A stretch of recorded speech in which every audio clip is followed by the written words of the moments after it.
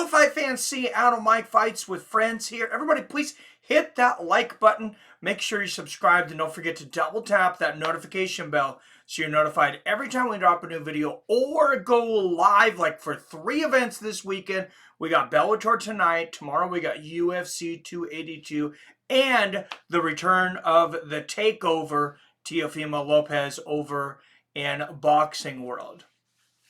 Well, guys, who doesn't love a great grudge match? A match where two fighters, they just cannot stand each other. You can go back to Muhammad Ali and Sonny Liston, Ali Frazier, Holmes and Tyson. A lot of grudge matches. You can go back to MMA. Of course, one of the most memorable ones, Jonathan Jones and Daniel Cormier. One of the most personal ones, Conor McGregor, Khabib Nurmagomedov. There's been many of these throughout the years. TJ Dillashaw and Corey Garbrandt comes to mind.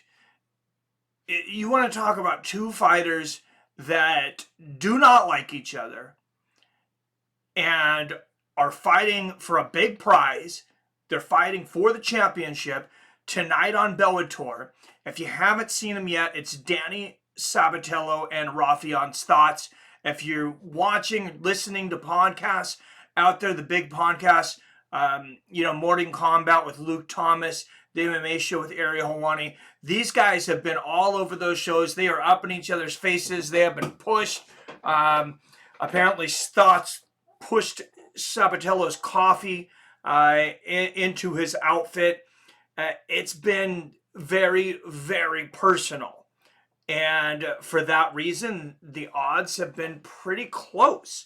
Stots is a favorite. I want to say he was about a minus 170 favorite. Sabatello, the plus 140 underdog.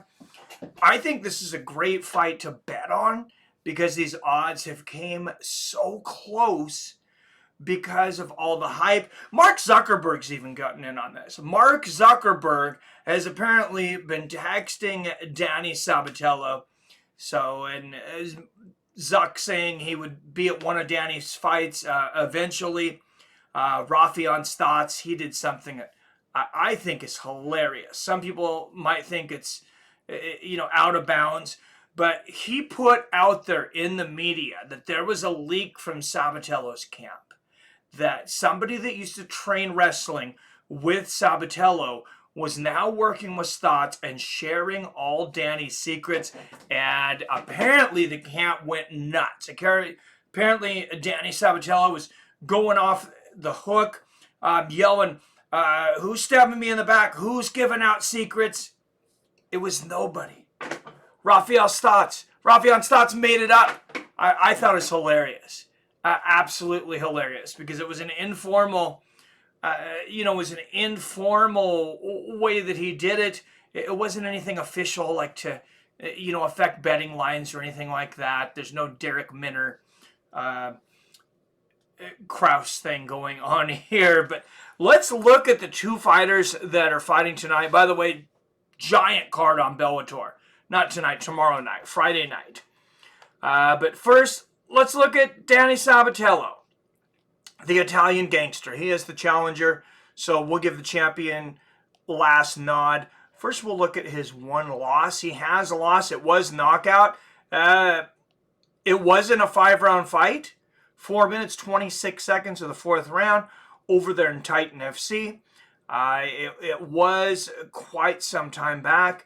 You can definitely see he has been a busy fighter because just turned pro in July of 2018. So under 4 years, basically 3.5 years ago, he's got 14 fights.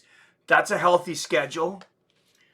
Fought a lot in 2019. Look at this, 5 times.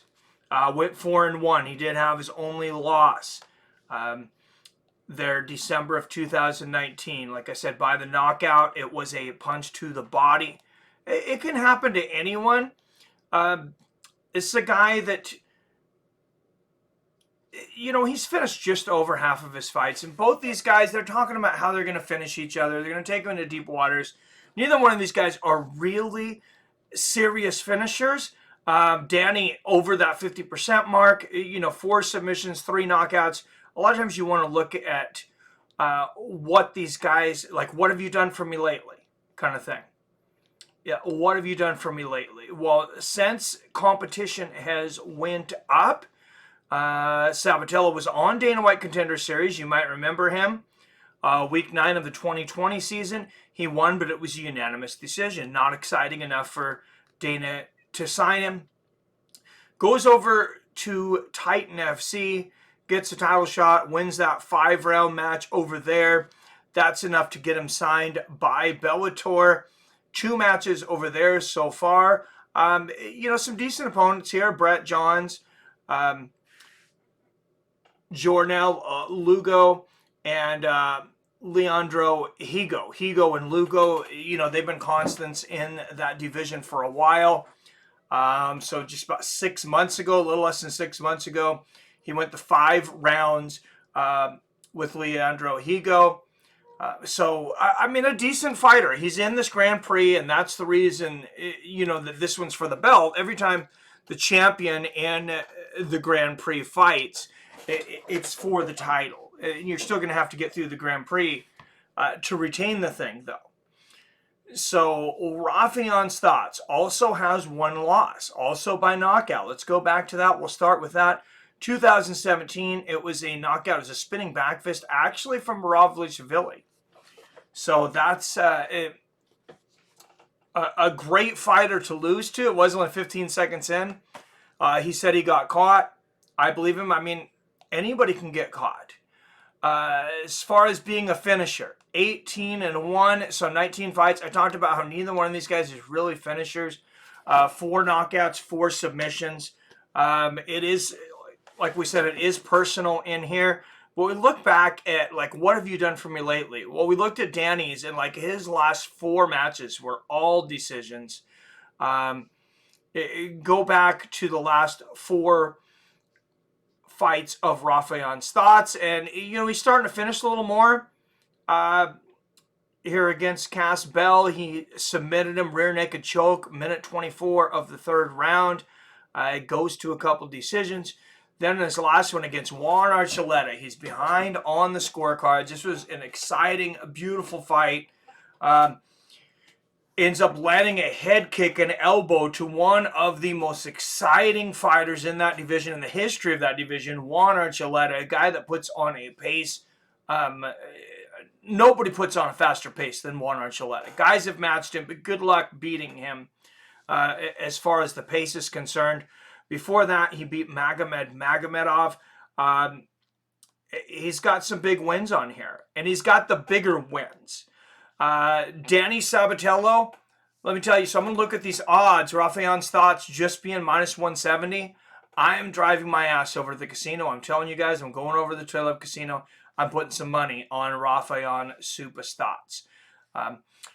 How Danny Sabatello, pretty much his only way that he can beat Rafeon Stots, and he says he's going to out-wrestle Stots, is that wrestling. He likes to hold position.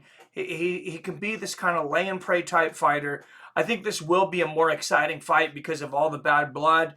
I think Stots is in Sabatello's head, even though Sabatello's been the one talking the more trash. Danny Sabatello didn't like anybody. And he says, when I walk in the room, he says, F them all. They all act like they're friends. I'm the only one who's real here. Everybody hates me. I see everybody in here as enemies. And that does it for some guys. It really does. Back when I used to fight, I was never a fan of talking to my opponent. I was never friends with my opponents. That's just not something that was in me. Apparently, at 29 years old, it's still not in Danny Sabatello, and that's fine. At the end of the day, I think that's going to weigh more on Danny. I think all the pressure is on Danny. And to get Rafeon Stots at minus 170, guys, I'm telling you, coming off those 2 huge wins, I think it's a steal.